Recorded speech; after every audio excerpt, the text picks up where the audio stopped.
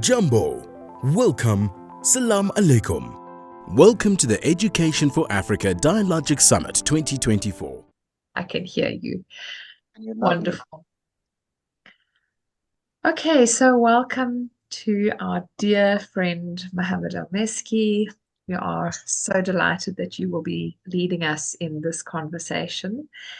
And just to quickly introduce the others who are with you in the conversation. So Marie Paramon-Gurney does an enormous amount of work around sustainability on the continent and is deeply committed to generative dialogue as a way of facilitating a real shift in thinking about sustainability. Peter Beattie is the head of the Education for Sustainable Development in Africa, along with John Wutama.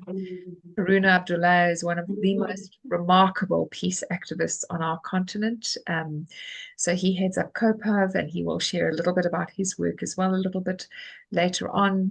Prof. Said Benamar from the International University of Casablanca. And then James Nderitu comes from does some incredible, fascinating work around sustainability on the African continent, particularly from an agricultural perspective. So this is a very vast array of people that you are hosting, Mohammed. Very remarkable people, and really looking forward to the conversation that unfolds around education, peace, policy, and sustainability. Over to you. Thank you so much, Robin, for the opportunity to be with this esteemed team of leaders and representing different fields, and to be in the company of a much bigger, larger network of people of all ages who share one thing in common, is really caring about Africa and caring about making this place a better place from the standpoint really through collaboration, through dialogue, and really meaning it in an authentic type of way. I think it's really very important. So how much time, Robin, do we have just for I think we have something like 1 hour and a half, correct? We've got 90 minutes. So we will have to see how we do our breakaway sessions just now. But yeah, we've got 90 minutes, Mohammed. Thank you. Wonderful, good. So really, I couldn't think of any better topic than this one on education policy, peace, and sustainability, because this is about education, but at the same time about peace and about sustainability. And there in between, there is the policy. And what does that mean? I was on mute during the coffee break, so I heard a lot about leadership and about all the questions specific to leadership and what it means and what's the right leadership that would bring us forward. And one thing that comes to mind really for me is the sense of where we are right now and where we need to be. So just to give you a bit of a context, and maybe this is going to, for me, this is what informs the meaningfulness of the discussion for me, is this report that was published by the Bill and Melinda Gates Foundation in 2018. And the report is called the Annual Goalkeepers. And what this report does is that it tracks progress of nations toward the attainment of sustainable development goals. So please retain one very important figure, because again, for me, that creates our transformation, our change imperative. So according to the report, 86% of the world's extreme poor will live in sub-Saharan Africa by 2050. 86% of the world's extreme poor will live in sub-Saharan Africa by 2050. We are in 2024 right now. We are 26 years away from this ugly prophecy materializing. And if there is anything that policy should be doing, education should be doing, peace should be doing, sustainability should be doing, is really to make sure that this prophecy doesn't come true, is not fulfilled. And for me, that's the urgency for the discussion today. Now, whatever we say right now is supposed to not just generate new ideas, but engage us into figuring out new ways of working together to make sure that we don't just dodge the fulfillment of this mechanical linear predictions about where Africa will be, but at the same time really figure out how we do not surprise ourselves but surprise the world. And so this is a really serious call to action. So my question to the esteemed audience in general and to my colleagues here in the panel is really, let's begin with maybe 3 minutes each. You let me know how education could be part of the solution, and then we could go through to the other entries, which is policy, peace, and sustainability. I'm not seeing the faces of my colleagues with me here, but I'll begin with Haruna. Thank you so much for giving me this opportunity. And it is a privilege to be with you in this panel. I think education is a key for the stability for the peace process, because I'm working in a peace building and controlling violent extremism in the Sahel. So I came to the conclusion that without educations, then we will be always in conflict situations. I just wanted to tell you one story. Mm-hmm. In 2026, I had a chance to conduct a meeting with teachers of the schools. And one of the teachers, he said that he just asked the children in his class to draw what is like what they want.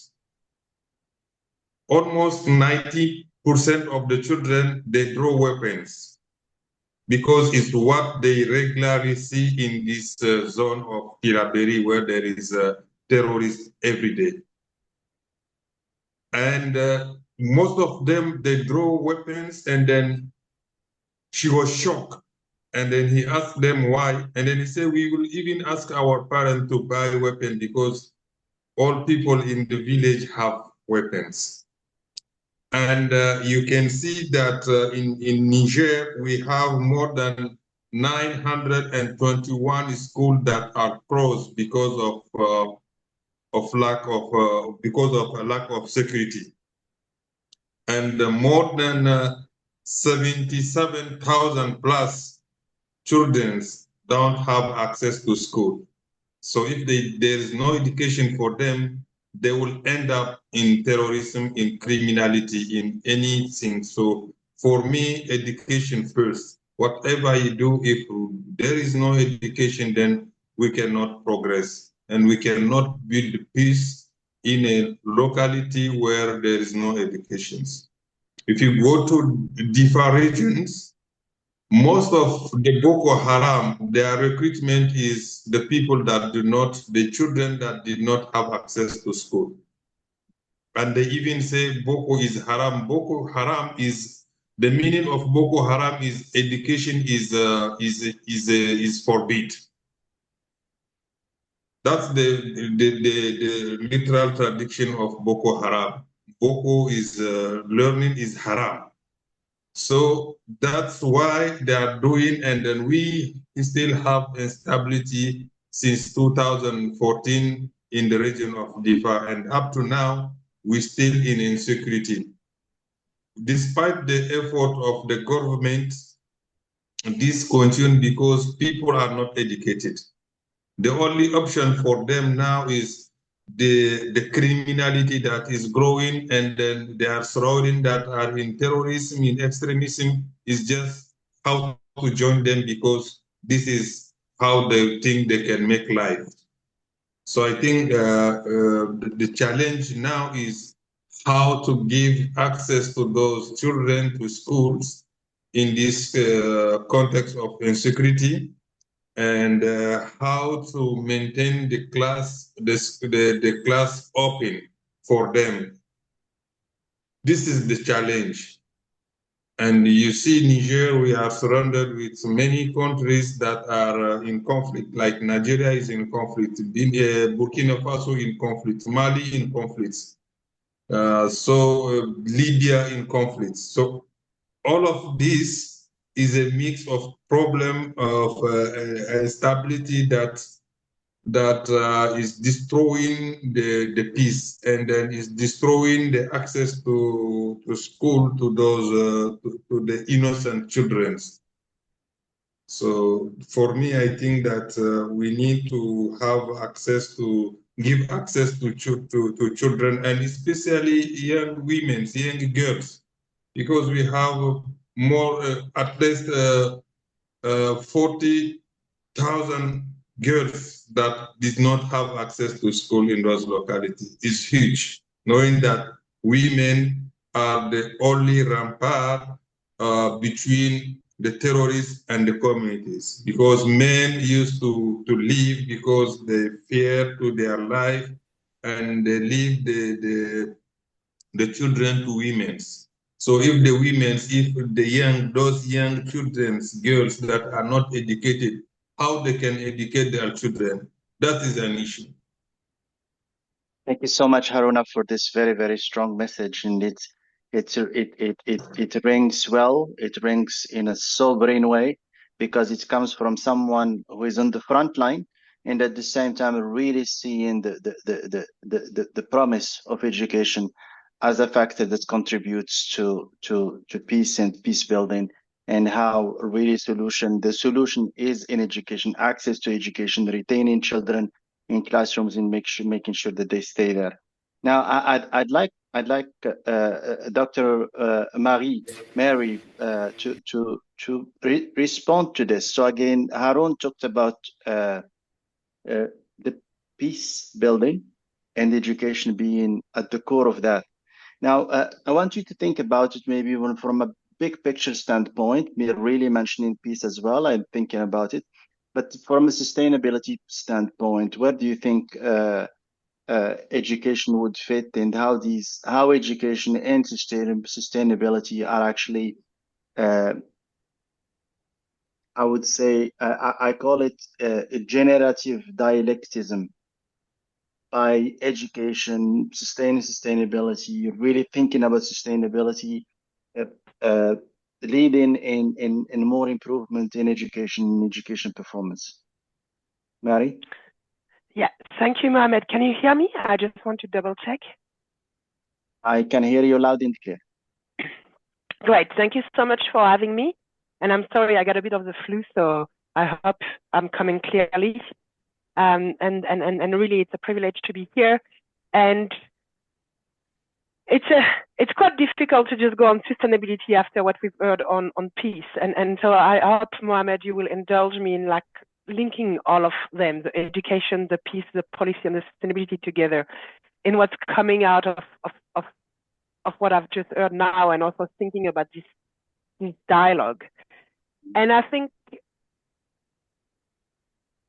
and if you allow me to be slightly provocative and disruptive also in what I'm going to say, coming from the West and having lived in South Africa and Africa for 20 years, and being a lawyer by trade and having worked in sustainability for a long time, I'm actually questioning what has failed in our education system and potentially in our policy system in terms of sustainability and in terms of peace. And when we were having initial discussion around this theme, what came to my mind, having, about 20 to 30 years of experience now, is that being for peace or for sustainability, I'm not entirely sure you can teach peace of sustainability. And my question is, sure, you can teach and you can create awareness around key elements that are building block around policy, around peace and around sustainability. You can, in terms of sustainability, you can show how the world is interconnected, how the ecosystem work together, how you are dependent on them, how the impact on water will have impact on your life. But actually, if you look at Africa, most people know that. They are completely connected around sustainability. They live it every day. They are small-scale farmers. They are subsistence farmers. They don't need to be taught what is important in sustainability. In some aspects, yes, but it's more because they've been disrupted in their relationship with nature. So what I'm questioning is, has our approach to peace and sustainability maybe been too rational and too intellectual, and we actually trying to bring data, information, technology around sustainability or around peace for that matter, when what we really need to bring is more about a much more profound and a much more transformative process for people, being leader or people on the ground. I'm talking about everyone, but I don't think we're going to reach our sustainability or our peace vision just with the current education or policy approach that we have. I think we need to change fundamentally how our education and how our policy system works, so that it brings a much more transformative, and I think in some case a healing process around peace and around sustainability. And I think when you look at our sustainability challenges now, they're not just about science, they're about people. I facilitate a lot of process with scientific people, with policymakers, with communities, with NGOs. And at the core of it is humanity, is people talking and engaging with others, sharing their perspective, understanding each other's point of view and reality, which are often very different, and bringing compassion and understanding between all of these people, and helping them to actually have a space where they can say, but what will it look like? What will it look like in 20 years if we had a sustainable and peaceful Africa? What will it change for me? In a very, very, very pragmatic way.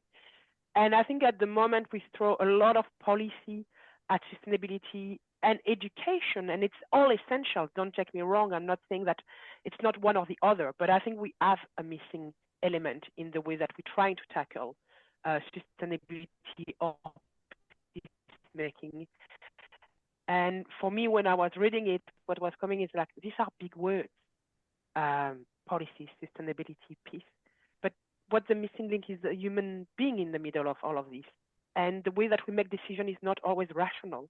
That's why we're developing AI, I suppose, to help us to be a bit more rational about it. But a lot of it is driven by our emotion and by our heart and by our mind and by our values. And I heard the word belief a lot, and by our also view of the world. And until we incorporate that in our education system and in our policy, and we allow for much more profound process through dialogue, but through also maybe, process where we share our lived experience, where we facilitate connection, then I would think it will shift our approach to sustainability. But I really believe that just through the current form of education, which is mainly about shifting knowledge, all the policies, which is about saying what it is and what it's not, especially in sustainability, where we need much more agile approach to finding solutions and finding new development paths, I think we're not going to be able to do the paradigm shift that we need. So that's where I am at the moment. Thank you. Yeah, and I see. My main takeaway is that the human should be at the center of the policy, of the education, of the conversations on peace and sustainability. And I just I'm also intrigued by one question that you raised, which is what failed in our education and policy system in terms of sustainability and peace. And I'd like to use this question to just help us think a little bit further about this conversation. And I'll just direct this question to Professor Saeed Ben Ammar to tell us what failed. what failed in our education policy system.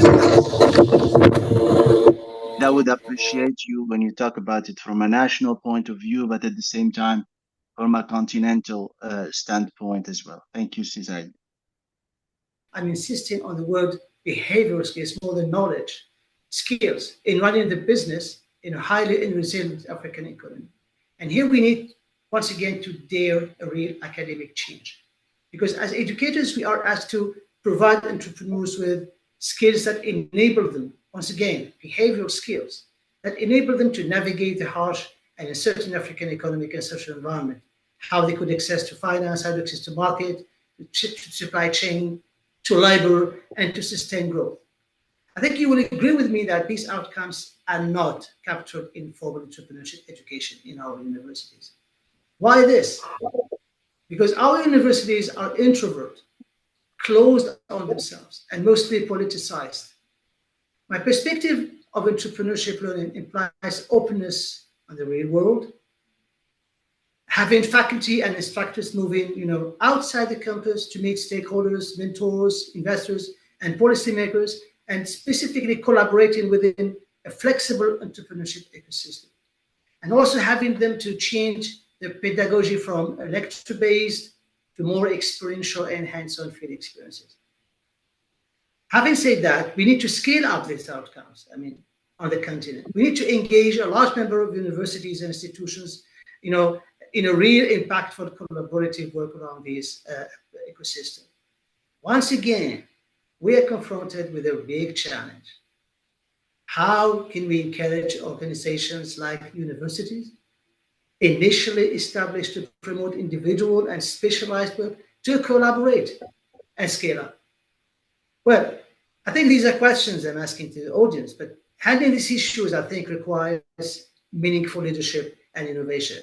And I think we have some examples, like the Pan-African Eco-Impact University Alliance, which is a serious case to consider and learn from, because there are many examples that produce including that. Well, to close up my reflection, I think that the prevailing one-size-fits approach to entrepreneurial education and support, in majority imported from the West, of the global North, is not working in African context. Let's advocate for a more personalized and adapted learning process to African communities and individuals and the contextualized issues. I think, given the challenges we are facing, I think we can face them and succeed. Thank you, Sir Mohammed. This is what I have to say. I appreciate you, Professor Said. The professions were really, I think, really important because, again, what you did was to add another layer that enriched the conversation, where you brought the universities, which are often not mentioned as part of the solution, especially when we talk about education. And there is tons of focus on early childhood education, primary, secondary, but those players, especially those those central players to knowledge building, are really very important here. I think, thank you so much for bringing this into the conversation. And I'd like to just maybe move to Professor Peter Mbithi and ask. And here I'm not going to direct the question, but I'm going to give him education, policy, peace, and sustainability, and ask him to connect the dots and tell me what he thinks.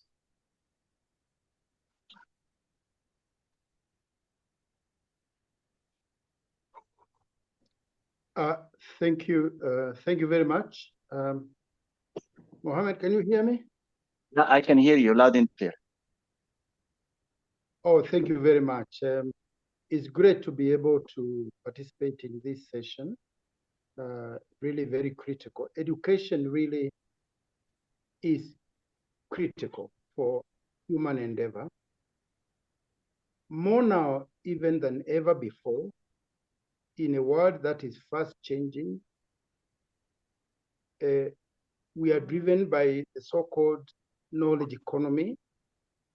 So much change, be it in environment and the ecosystem balance and imbalance. And of course, measurements like the one that you describe about the possible poverty, extreme poverty in Africa by year 2050.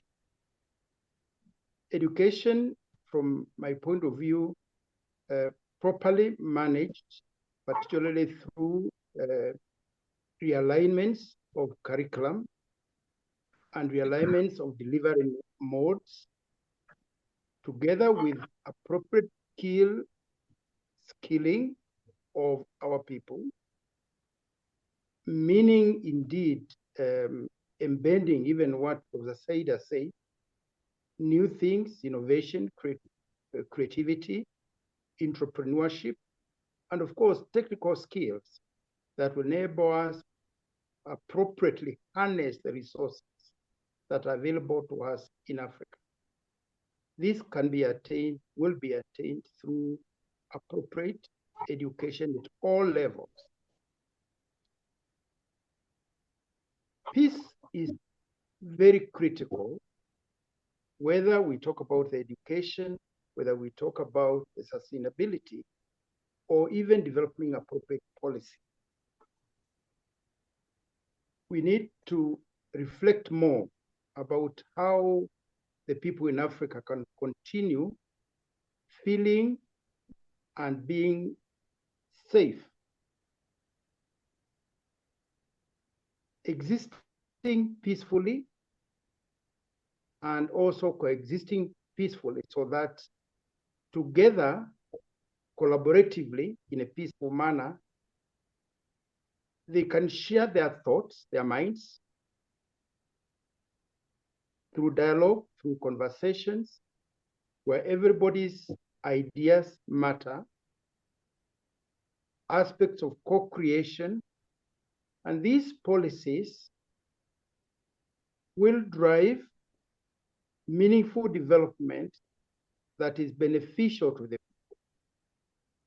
Education should have peace building as one of its most valued and powerful dividends for Africa,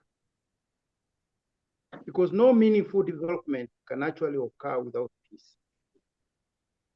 But then matters of development must be seen within the framework of the changing times. Right now in Africa, while we have been dealing with skills for technological advancement, the climate change has brought in new paradigms, and we need to train, we need to acquire skills, we need to acquire awareness and togetherness to bring about the kind of development that we need. Africa must industrialize within this period to some good extent if we are going to bring down the levels of possible poverty that can accrue by that time. And the challenge will be to industrialize the wrong way, and then we are unsustainable ecosystems that our industries, whether they may be urban development, whether they may be rural development, we have a lot of mineral, we have a lot of stuff underground, whether that is going to be done sustainably and for the good of the people of Africa. And that is why the policy framework for education, for peace building, for policy creation, and then development must be people-based, must be humane. Yeah. Seen situations where people actually do have a lot of wealth, but that wealth ends up making people fight and countries go under. Education must bring peace, and peace must make people feel that they belong, that they love one another, and therefore they can collaborate, they can make beneficial collaborations and policies that serve the people, and consequent development that will be beneficial to the people. These are some like what Mercator map simulated the other day. the African continent is able to fit a lot of countries like the US, the whole of Western Europe. Asia, we have India and China already down there. But when you look at the food production in China alone, able to feed its 1.5 billion people, why is Africa not able to have an education system that is looking at that? And one of the areas that also needs some urgent attention is on soil health. Because when you look at the challenges of soil degradation, it's one of the biggest challenges in Africa. But these monoculture systems and heavy machinery are exposing or predisposing the soil to a lot of soil degradation, soil erosion. But this has not also been focused on because people, when they see the color of the soil after the rains, they just think that it's supposed to be normal that way. But the education system is not looking at what are the benefits of using like agroecology, where you are focusing on cover crops, contour farming, agroforestry, and other better systems of disturbing the soil less. One of the things that I've seen, and I must say this is something that is happening from China, is that very small machines are being used to do a lot of work for smallholder farmers. And when we look at Africa, we are still focused on heavy machinery in the education system and not on the small machines, like when you look at the handheld cutting and even farming systems. And this will also make the youth also be interested in agriculture because it's not backbreaking as it used to be. But today, the education system, I think, needs realignment in terms of how do you look at the interest of the youth and make agriculture interesting instead of making it look like a backbreaking issues. When you look at James, other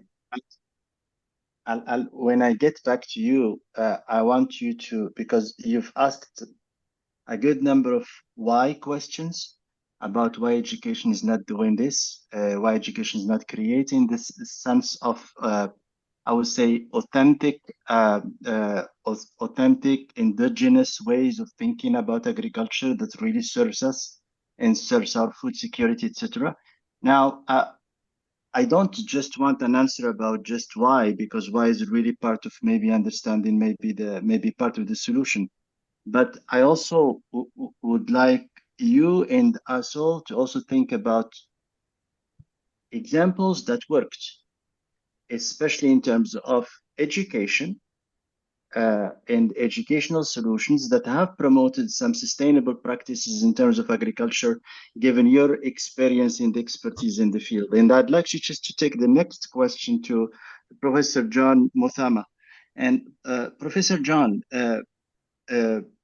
policy and leadership, because as I listen more to the conversation, I'm also hearing that leadership is there.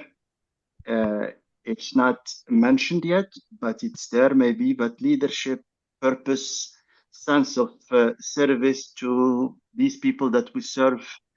What's your reflection in that? Like, for example, at the level of leadership enacted at the official level, but also leadership enacted at the level of organizations, associations, how people organize themselves, to really make sure that policymakers hear those voices that we care about representing, but at the same time, there is accountability. Professor Mutala? Yeah, thank you, Elmetsky.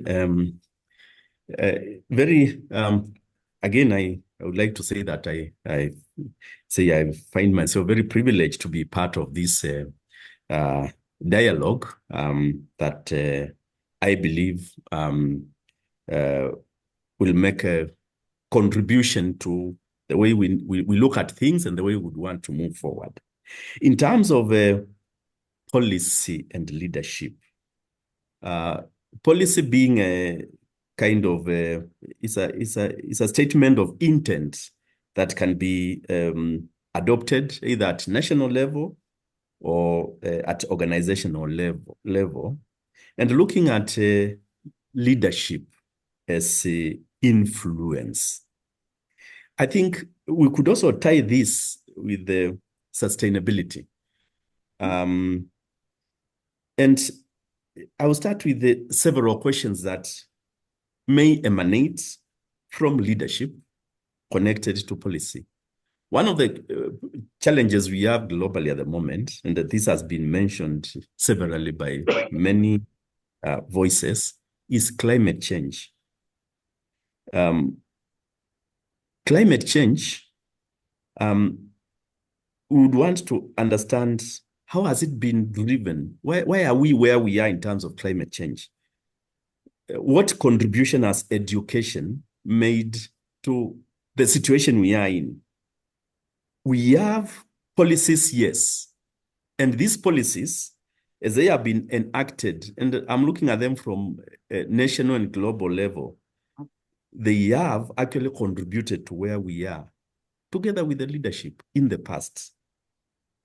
To what extent can we be ahead of foreseeable problems? Because now we are talking of existential challenge in terms of climate change. Yet this probably has been driven by policy and education together with leadership. What do we need to do differently? I think there are interesting things that we can think about, because even as we evolve new ideas, we are talking of now the fourth industrial revolution. Previously, there was that discussion about artificial intelligence generating artificial leadership.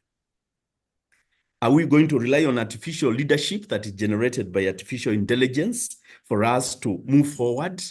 This is very insightful, and I'm aware of the fact that we only have 30 minutes left, and the 30 minutes we're going to budget them this way. We're going to have maybe 6 minutes for our youth partners here that with us in this meeting to just give us their sense of how education can promote peace and promote sustainability, and the role of policies in that, and how peace can promote education and promote sustainability and thinking about sustainability. So 6 minutes. And in this 6 minutes, I'm going to get back to the rest of the panel with a question that is more about connections. We have a golden opportunity through Africa Voices Dialogue to think together, to collaborate, and to really, this is our intent, and this is what we're trying to put together. So my question, and the one question to all of the rest of the panel that I want you to think about in the coming 6 minutes is, what is it that we can do together to achieve these goals? It's like, for example, Dr. James mentioned the 2063 agenda, which is a very important agenda for the entire continent of Africa. Maybe you could think about the agenda, have it in mind. You don't need to, because again, we know that we have all outcomes that we all care about. But really, it's not like what is it that we could do at the country level, but what is it like a platform like this, a way of thinking like this can help us do to really resolve or achieve these aspirations that we all care about in terms of peace, in terms of high quality education for everyone, in terms of policy that serves equity and equality, and at the same time, of course, sustainability. So I would want to give 5 or 6 minutes, just open the floor to young voices to share their perspectives with us about this topic and what they expect from it. Lwaboshi, can I ask if you might share a quick perspective?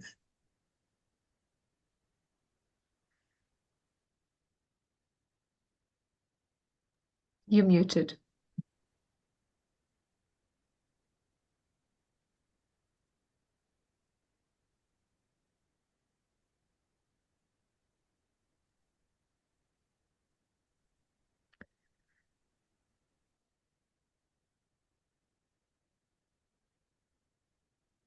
Lwaboshi, you're still muted.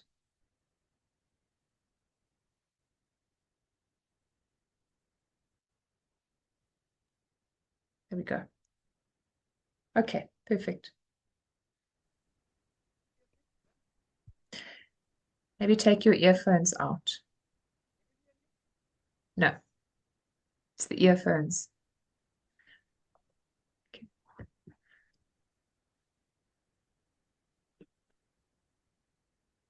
So Mohammed, let's give the invitation back to you while Luboshi's sorting that out.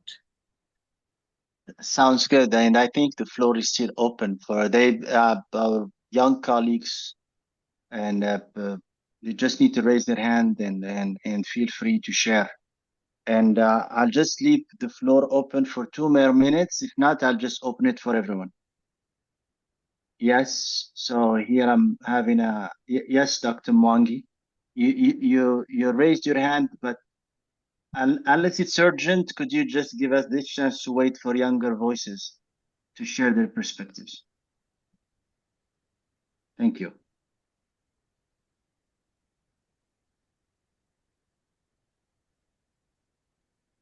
Sorry, Luaboshi, we can't hear you, but it would.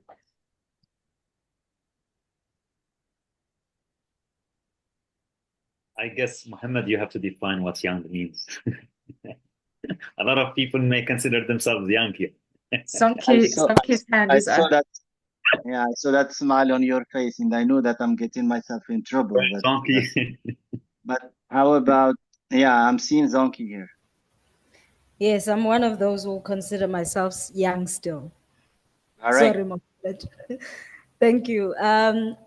When the speaker that spoke about education being at the center of bringing peace into communities, I thought of the concept of schools and education at the center of community transformation.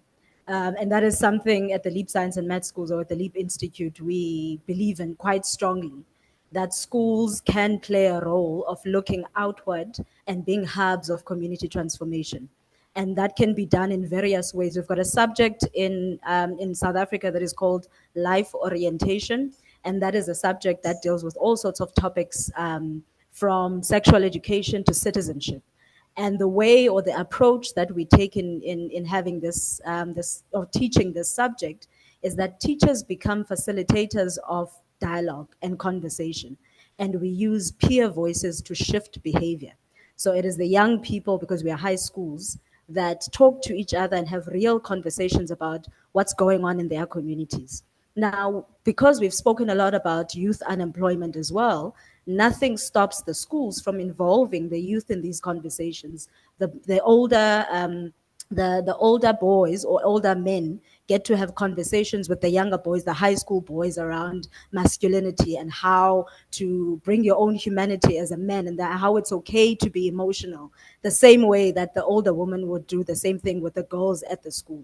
And so in that way, the issues that are faced, or the social ills that are faced by the community, become core in the school curriculum, become core in the school communities as well. And so schools don't just call themselves community schools, but they operate looking outward, looking at the issues that the schools are facing. And that can be integrated into curriculum or activities that are related in the school as well. Thank you. This is very insightful, Zonki. Thank you so much. And it says that actually what you're doing here, you're articulating what dialogue looks like, especially at the level of the school, and what the teacher can do and how they could use dialogue as a means of empowerment. Thank you. So I'll go back to Dr. James because he raised his hand. And then that just takes me back to the panel because our 10 minutes window is over. Okay, thank you very much. You said that I should talk about solutions that have worked, and I'm happy to give a spotlight on about 2 of them. And Dr. James, I'll just give you a background about why I care a lot about this, the change of perspective, because at times we get so mired, all of us, in really thinking about what does not work until we forget that we've got lots of things that are really brilliant and that we will need to highlight them. So I wanted to be intentional about this. So, and thank you, Dr. James, for enlightening us in this direction. Yes, thank you very much. I wanted to talk about two products that have really worked well, and they have helped even in promoting peace, prosperity, and also development. And one of them is where we are having examples of sorghum being used for making bread, making biscuits, and brewing. And this has also been supported by the education system, like the University of Nairobi, whereby now when you have people doing production of sorghum for selling to the breweries, they're able to increase their incomes, and they're also able to have food security, while the residues of the sorghum can be converted into animal feeds, including the residues from the brewing system. Yeah, thank you. You are right. By way of bringing this to an end, I think another interesting area, as we've just mentioned, the dialogues are really something that we see as useful going forward. It will be interesting to hear voices of those, as we are terming them, success stories in various areas. So just getting to have those voices come on board and listen to them across the continent, I think it will be very interesting across different themes, and this will be inspiring even for different generations. Thank you, and back to you. Thank you so much, Professor Muthama. And Ben, this is back to the I would say the plenary. And this way we'll open the floor for everyone and each one of you who wishes to contribute something. Thank you. And just to say, thank you, Mohammed. Thank you, Marie. We see you need to shoot off. So thank you for your contribution and your presence. And we will go into an open conversation. It is our break time. So if you need to have a break, please do. That's fine. We've got until we're starting our next dialogue at the hour. So 1 p.m. East African time, 2 p.m. Central African time, 12 p.m. West African time. Everybody else will work out the rest for themselves. And so I'll put on a time about 10 minutes to go so that everybody can see when we're going to start. But for everybody who'd like to just continue the conversation, it would be really, really good to hear from the whole room. So if, Mohammed, you're comfortable to sit and pick up who's coming through, that would be great. And Henry, I think if we can just leave the spotlight for the moment and let's look and see who's present in the room. So anybody who has experience with with these massive big issues, we'd love to hear your voice. What has been provoked for you? What lived experiences do you have? What's interesting for you out of this conversation? Okay, Atif. Yeah. So maybe we'll just have them we'll have the participants in sequences. They raise their hands, so I can see Atif, and then I can see Wycliffe as well as coming second. Atif, go ahead. Yeah. Okay. Thank you, Mohammed.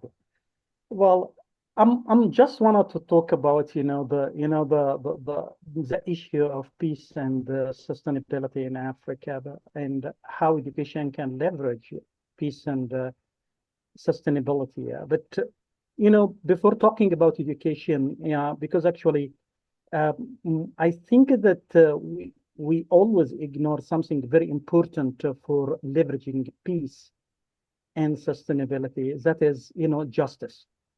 And when I talk about justice here, because a lot of our problems in Africa is related to justice. I'm not quite sure, like, poverty, for example.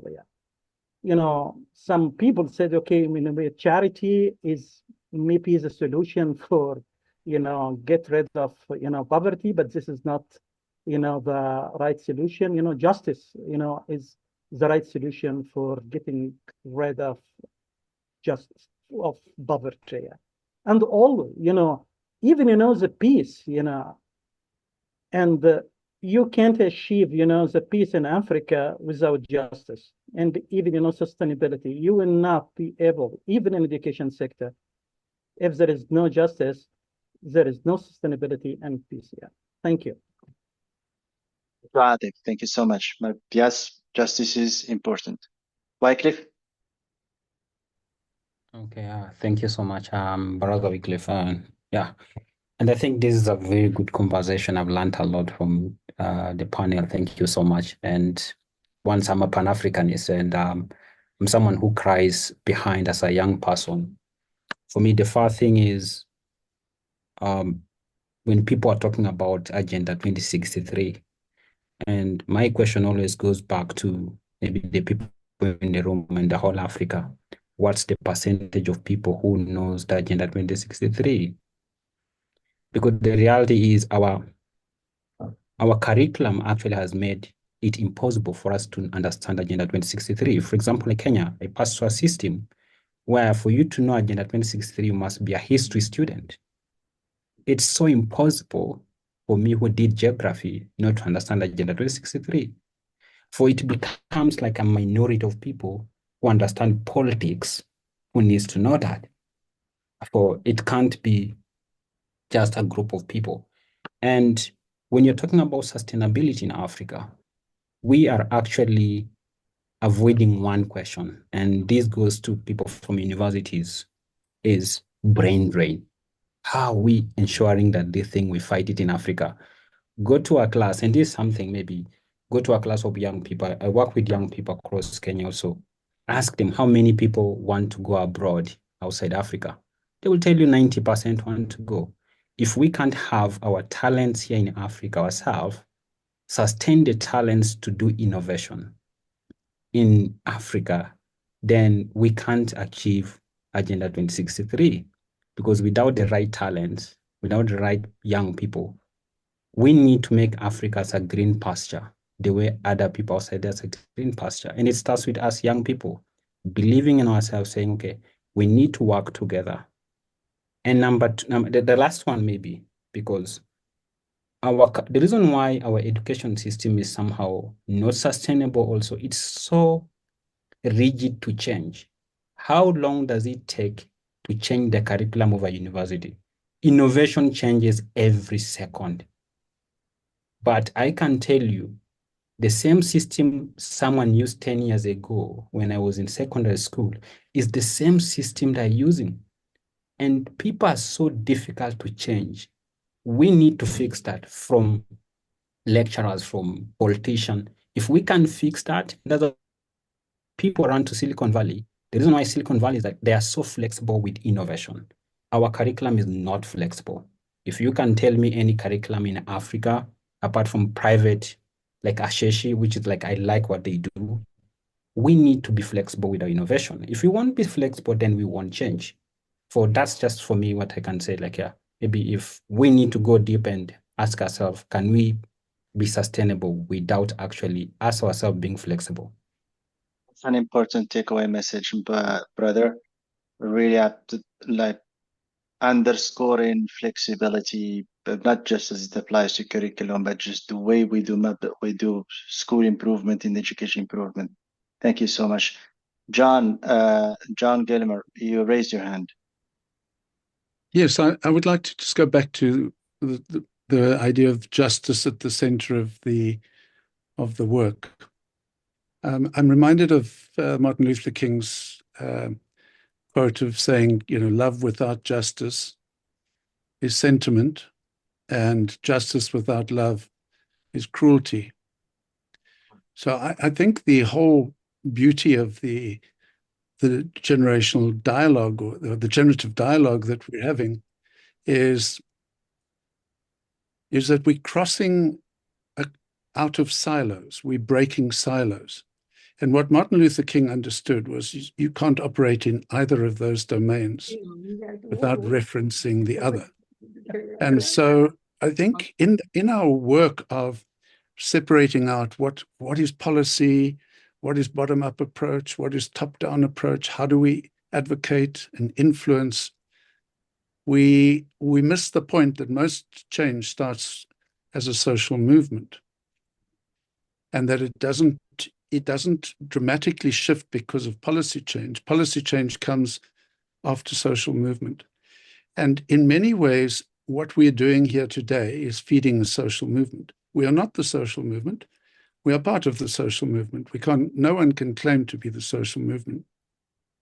One of the great futurists of the world at the moment is a man by the name of Bob Costanza. And he says we have two key levers that we've got to look at. One is we've got to stop thinking of the individual as the center of the learning process and work for the collective. We've got to move, all our work is for the good of the whole. The second is we've got to stop measuring progress on GDP, and we've got to measure progress on wellness and on wellness indices, which they're creating all over the world. Now, he says if you take those two and you create your four scenarios, the bottom right scenario, which is focus on community and focus on wellness as opposed to GDP, takes you to something which he calls the Great Transition. And we must talk about the Great Transition. We are part of the Great Transition if we choose to be. And to do that, we have to say, I'm human because of you. It is the collective. It is my humanity is affirmed by you. And that's got to be core. And then the second is that we have to prioritize the wellness of people. And there are many people who are categorized poor in Africa who are actually well. And if we start to break out of that scarcity mindset and recognize that we have some really strong wellness indicators, then we would be free from the assumption that we've got a long way to go. We could actually lead from that position. Thanks. And that's really the real message, and that's the actual message that we should hold at heart, hold very deeply, because again, in those moments of despair, at times we tend to feel isolated and to think we're alone in this. And I think that's this sense of togetherness that's created to just remind us that we're not cursed, that we're blessed and blessed together just by acknowledging the power within us and that we are capable of great things is just amazing. Thank you so much, John, for these wise words. Robin, you raised your hand first, EADiS second. Thank you. Thank you so much, Mohammed. I really just want to go back to the conversation on love, justice, power. We are inclined to separate these things. And I don't know who, and I don't know why we keep considering that the concept of love is something soft. Love is not a soft action. Love is deeply courageous. It is willing to bear pain. It is hugely focused on justice. And it is the motivator for all that we do to connect with each other and to improve the lives of the collective. And so I think going back very much earlier on to Andre's issue, a lot of what we have to do here is stop separating out the activities that we have to undertake to make progress and start integrating. And for me anyway, the point of integration starts in love. If I love, I will choose to be brave. I will choose to act. I will choose to integrate what is happening in my head with what is happening in my hands, and I will be courageous enough to carry it through. And so, perhaps we can really start thinking about ourselves as integrated human beings and about what is the intent that we have for how we want to show up in the world. And let's be brave enough to express that wherever we are, with whatever permissions we feel we have or don't have. Let's live in integrity with the intent that we have for what the world needs. Thank you so much. And Aziz, over to you. Thank you so much. And I just want to build on some of the remarks I've heard so far in the comments. They are very intriguing and they all revolve around the purpose of education. And if we are listening, of course, to those beautiful remarks and comments. So far, we haven't heard any words around grading and testing and exams and graduation and degrees and diplomas.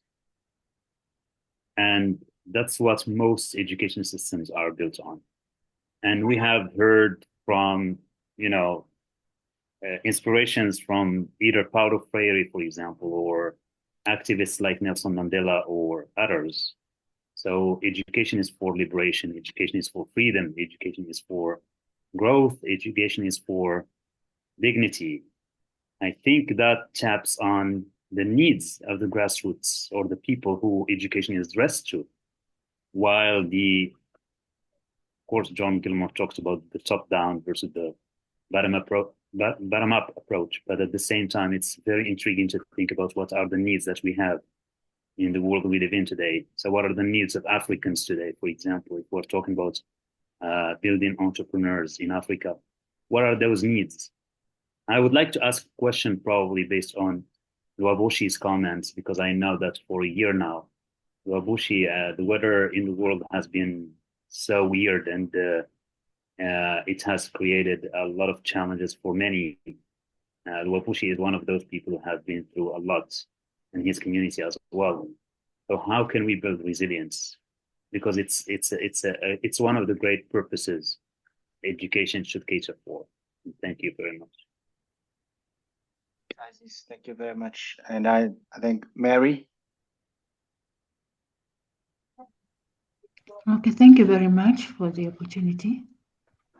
I just want to make a brief comment. I've already written in the chat. I want to make a brief comment on education in relation to sustainable development and the youth. I want to bring in the youth in this case. And I think that the kind of education that a country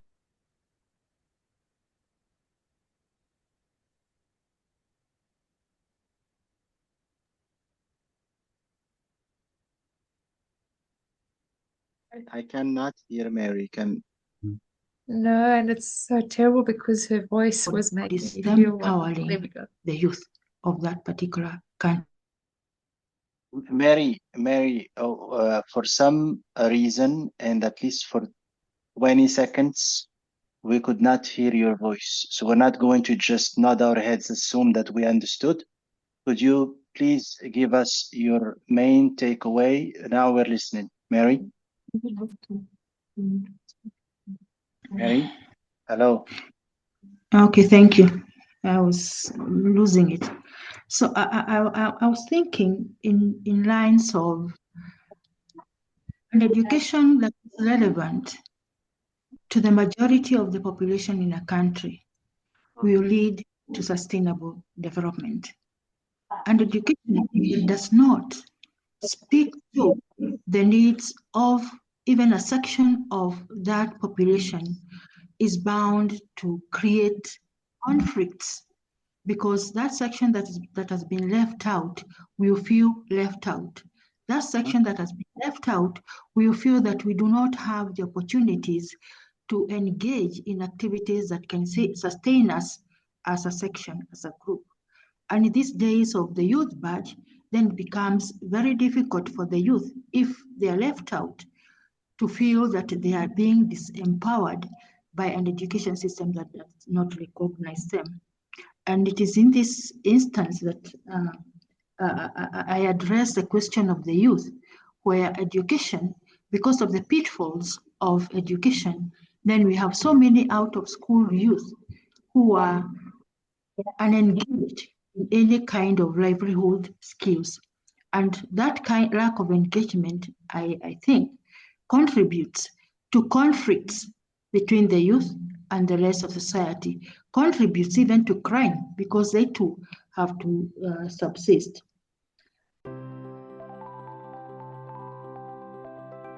Jumbo, welcome, Salam Alaikum. Welcome to the Education for Africa Dialogic Summit 2024.